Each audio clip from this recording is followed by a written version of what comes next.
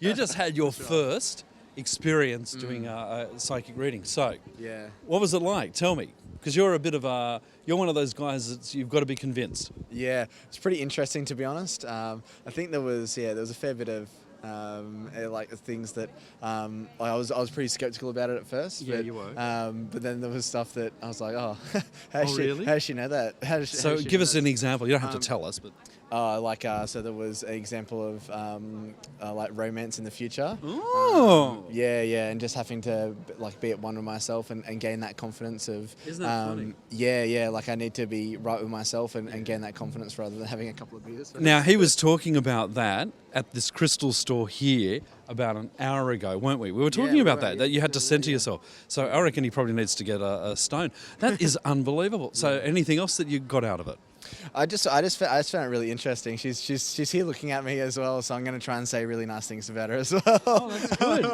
No, that's good. But no, like it was really fantastic. Like I said, I was pretty skeptical about it at first, but as it kind of went on, it was really good. Like it was stuff about like my granddad, my granddad who had passed away, and that he's proud of me and of the stuff, and also stuff about the journalism and opportunities there. So Well, there you go. And that's true. That's all happening. yeah, exactly. Yeah, so that definitely wasn't a lie. So No. that's like really So encouraging. in a way, it was a confirmation of what you already knew, but from someone who knew nothing about you. Yeah, by looking at me and looking at cards and that kind of stuff. So He deserves to find love, doesn't he?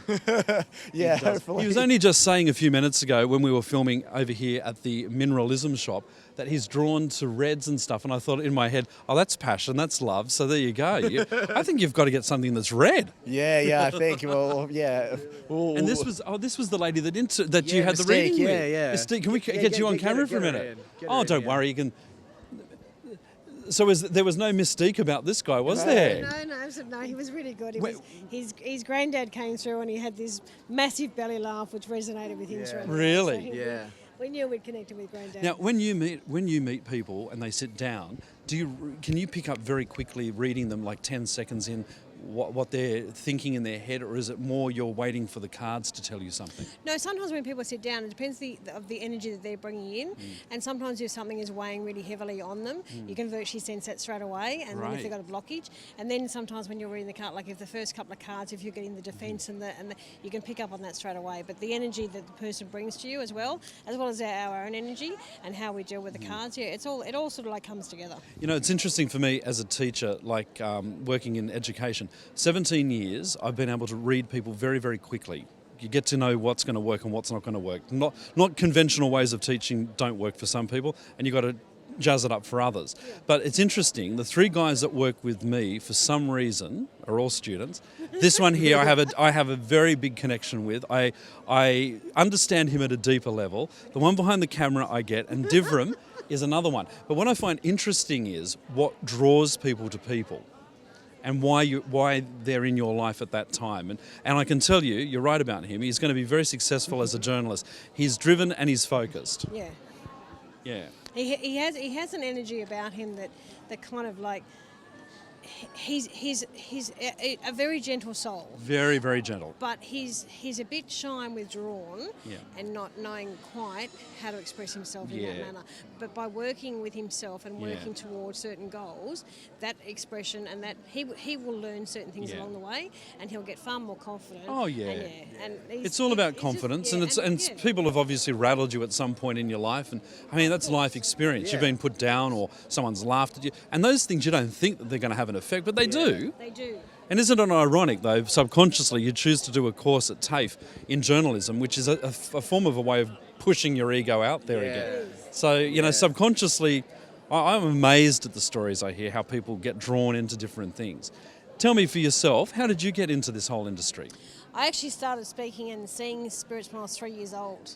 Oh my God, I really? I used to sit in there. You'd play with them in your bedroom? Oh my God.